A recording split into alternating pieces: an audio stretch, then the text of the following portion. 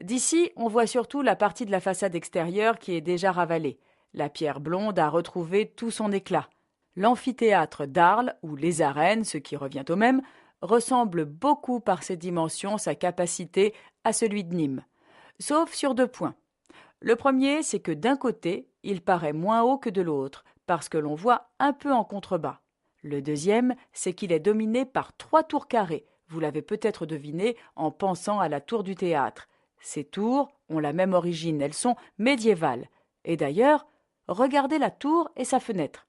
Elle est surmontée d'un arc plein cintre, en demi-tonneau donc, à l'allure tout à fait romane.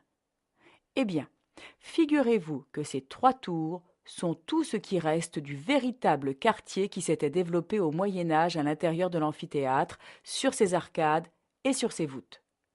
Au total, il y avait 200 maisons et au moins deux petites églises qui ont été démolies à partir de 1825.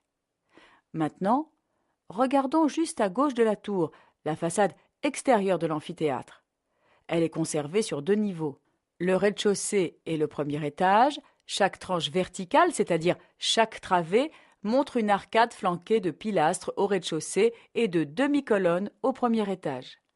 Notons que le monument était un peu plus haut à l'origine.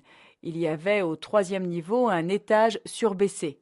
Ce qui reste, ce rez-de-chaussée et ce premier étage, est à la fois typiquement romain et un peu atypique.